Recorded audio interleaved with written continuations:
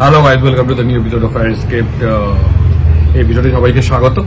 Thumbnail আর title দেখে মোটামুটি তোমরা বুঝে গেছো যে কি বিষয়ে আমি কথা বলবো। খুবই স্পেসিফিক 2-3টে বিষয়ে কথা বলবো। তবে তার আগে একটা জিনিস ক্লিয়ার করে দিই, এই যে ট্রান্সফার নিউজ যেগুলো হয় বা আপডেট যেগুলো হয় বা যেগুলো রিউমারের পর্যায়েও থাকে, সেগুলো না আমি বারবার আগে 2-3 বছর আগে যখন লাইভ করতাম, আমি বিভিন্ন পর্যায়গুলো বোঝাতাম যে কি পর্যায়ে হয়। সমর্থকদের একটা পার্সপেক্টিভ থাকে, অ্যানালিটিক্সদের একটা পার্সপেক্টিভ থাকে, যারা জার্নালিস্ট হয় তাদের একটা পার্সপেক্টিভ থাকে, আর যারা টিম বিল্ড করে তাদের একটা পার্সপেক্টিভ থাকে। দর্শকদের পার্সপেক্টিভ জেনারেলি এরকম হয়, আমি বলছি 90% লোকেরই এরকম হয় যে আগের বছর যারা খুব ভালো খেলেছে বিভিন্ন জায়গায় তারা আমার টিমে আসুক, মানে আমি কমনলি বলছি। এই পার্সপেক্টিভ ছাড়া অ্যানালিটিক্সের পার্সপেক্টিভ হচ্ছে আর একটুখানি বেটার, যে সেই প্লেয়ারটা আমার সিস্টেমে, মানে যে সিস্টেমে এই দলটি খেলছে সেই সিস্টেমে ফিট করছে কিনা এবং সে ভালো প্লেয়ার হতে পারে, তাকে নিয়ে জল্পনা, মানে তাকে এলে ভালো হয় টাইপের তাদের একটা পার্সপেক্টিভ থাকে। অবশ্যই রিপোর্টারদের পার্সপেক্টিভের সঙ্গে কিছুটা রিপোর্টার যারা থাকেন, যারা রোজ মাঠ করেন, তাদের একটা পার্সপেক্টিভ থাকে। তাদের কিন্তু কিছু কিছু ইনফরমেশন বেসড পার্সপেক্টিভও থাকে, যেমন তারা কিন্তু কানাঘুষো শুনতে পান যে অমুকের সঙ্গে কথা চলছে, তমুকের সঙ্গে কথা চলছে। তো তাদের যে পার্সপেক্টিভটা ওটা মেশানো থাকে, যে ইনফরমেশন মেশানো, এবং তারাও মনে করেন যে এই দলটায় এই প্লেয়ারটা হয়তো আসতেও পারে, তারা তখন তাদের একটা ধারণা তার সঙ্গে মেশান যে আসতে পারে কি এই প্লেয়ার, সেইটা একটা। আর যারা টিম বিল্ড করে, অ্যাকচুয়ালি যারা টিম বিল্ড করেন, তাদের পার্সপেক্টিভ কিন্তু একদম ডিফারেন্ট, একদমই ডিফারেন্ট। হ্যাঁ, মানে এদের কারোর ধারে কাছে নেই। সুতরাং যারা টিম বিল্ড করেন তারা তো কেউ খবর সামনে এসে দিচ্ছেন না, আনলেস আনটিল একটা অফিসিয়াল অ্যানাউন্সমেন্ট আসছে। সুতরাং বাকি যে 3টে ক্যাটাগরি বললাম, এই ক্যাটাগরিগুলো আগে অনেকবার আলোচনা হয়েছে, আমি লাইভে করতাম 3-4 বছর আগে, বোঝানোর জন্য যাতে বিভ্রান্ত না হন মানুষজন, সেই কারণে। তো বাকি 3টে ক্যাটাগরি যারা লোকজন আছেন, যাদের মধ্যে আমি, আপনি, সবাই পড়ি, যদি অফিসিয়ালরা না দেখে থাকেন তবেই, অফিসিয়ালরা যদি দেখেন তাদের বাদ দিয়েই বলছি, যেখানে আমি আপনি পড়ি, আমাদের মধ্যে কিন্তু খবর ঘুরে যাওয়া বা খবরের কাছাকাছি আসার একটা চেষ্টা থাকে, বা খবর ঘুরে যাওয়ার একটা ব্যাপারও থেকে থাকে। সুতরাং যে যাই বলুক, সেটা ইনক্লুডিং আমি বলি, অন্যরা বলি, এই 3টে ক্যাটাগরির মধ্যে তারা কোন জায়গায় পড়ছে সেটা ভেবে তাদের আপনি নিজে বিশ্বাস করুন সেই ব্যাপারটা। হ্যাঁ, সোজা বলে দিচ্ছি, মোহনবাগানের বিদেশিদের মধ্যে টম অলড্রেডের এই বছর চুক্তি শেষ হচ্ছে। সবকিছু ঠিকঠাক থাকলে টম অলড্রেডের চুক্তি বৃদ্ধি হচ্ছে। অ্যালবার্টোর চুক্তি অলরেডি রয়েছে পরের বছর অবধি। জেসন কামিন্স, দিমিত্রি পেতাদাস পরের বছর অবধি রয়েছে। ম্যাকার তো মাল্টি ইয়ার ডিল রয়েছে। এবার রইল বাকি গ্রেগের এই বছর চুক্তি শেষ হচ্ছে। এইটা হচ্ছে মোহনবাগানের বর্তমান পরিস্থিতি। নুনো রেজের জায়গাটা আমি জানি না, মানে জানি তিনি 31শে মে অবধি মোহনবাগানের দলের মধ্যে রয়েছে এবং থাকবেন। এরপর দেখুন, সময় গেলে অনেক কিছু আগে পেছনে, সামনে পেছনে অনেক কিছু হতে পারে, সেই জন্য তাকে রেখে দেওয়া হবে, শেষ মুহূর্তে ডিসিশন নেওয়া হবে, শেষ মুহূর্তে নুনো রেজেরটা। বাকি কথা বলি, যে জব উঠে আসছিল সেইগুলোকে বোঝানোর জন্য আমি আগের উদাহরণগুলো দিলাম, যেমন কনর শিল্ডের যে কথাটা, রিউমার যেটা উঠে আসছে।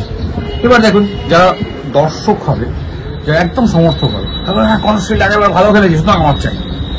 হ্যাঁ, অ্যানালিটিক্স হবেন, অ্যানালিসিস হবেন, অ্যানালিসিস করবেন আর কি, অ্যানালিসিস করে বিচার করার চেষ্টা করতে। তারপর ভাববেন যে মলিনার এই সিস্টেমে কি কর্নার শিল্ড খেলবে, মানে কর্নার শিল্ড ফিট করবে, নাকি আর একটু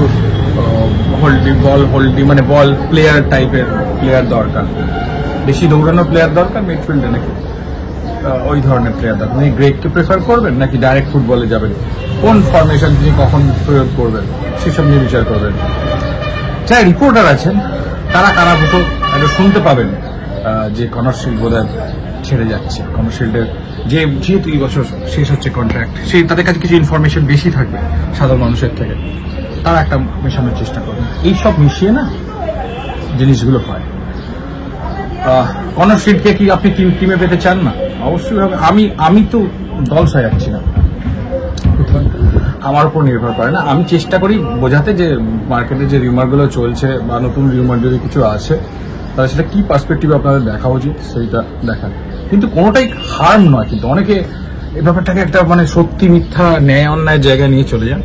এইটুকু বলি, হার্ম নয় কিন্তু কোনোটাই। হ্যাঁ, কোনো আসলে আসবে কেউ বলেছে একটা, আর যদি না আসে তার পেছনে অনেকে লেগে যাবে, তা নয়, সেই ব্যাপারটা না। আপনি তো জানেন আসবেন বা মোহনবাগান দেখছেন, আপনি যদি জেনে থাকেন, if you know you know, আপনি যদি জেনে থাকেন যে না মোহনবাগান দেখছে না কনার্সিয়ালকে বা কথা বলেন, ইন্টারেস্টেড সামথিং এলস। হ্যাঁ, সেটা আমি বলছিলাম যে মোহনবাগান ইন্টারেস্টেড থাকতেই পারে, একটা ভালো প্লেয়ার নিয়ে মোহনবাগান অবশ্যই ইন্টারেস্ট থাকতে পারে।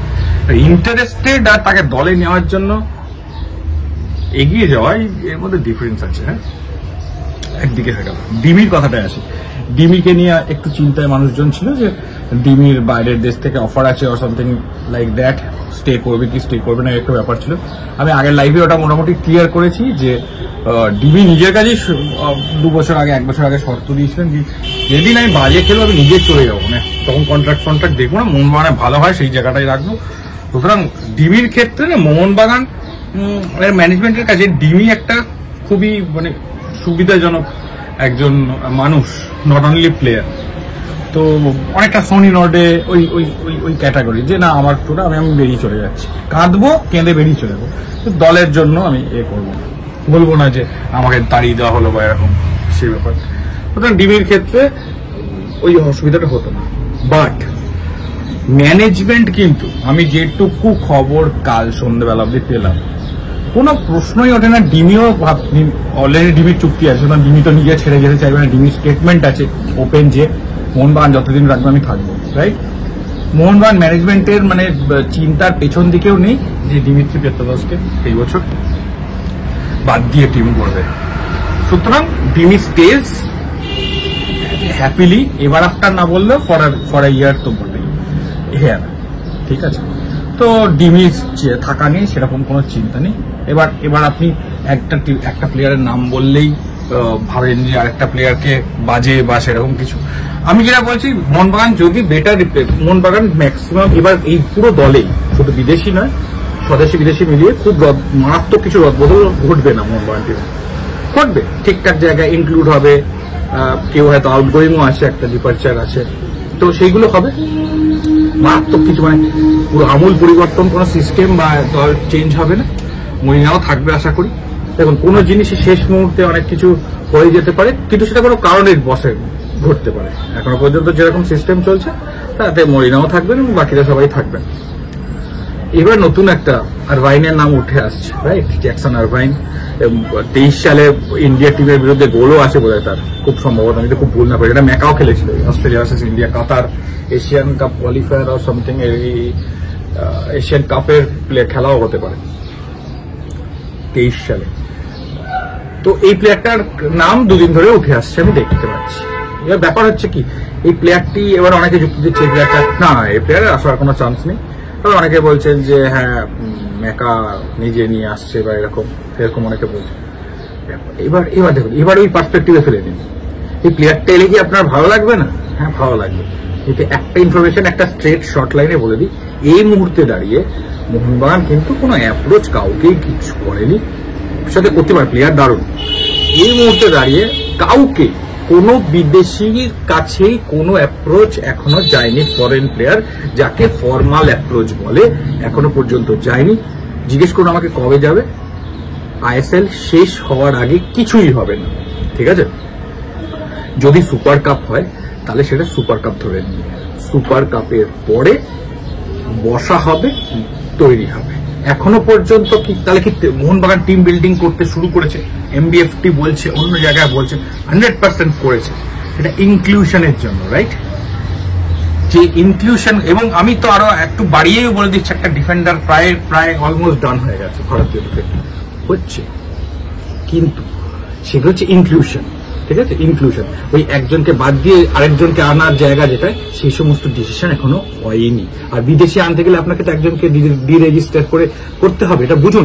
এই ডিসিশনটা অত সহজে তাড়াতাড়ি হবে না, কিরকম পরিস্থিতি দাঁড়ায়, কার কিরকম শারীরিক কন্ডিশন থাকে, সবকিছু নির্ভর করবে। কারণ wait till the session and for the foreigners. এখন যে ভারতীয় প্লেয়ারদের যে ইনক্লুশনটা আসবে, ভারতীয় প্লেয়ারের তো কোনো সীমাবদ্ধতা নেই যে এতগুলো প্লেয়ার নিতে হবে, এবং যে ইনক্লুশনটার জন্য সেটা নিয়ে বিভিন্ন একাধিক ইনক্লুশনের চেষ্টা করা হচ্ছে।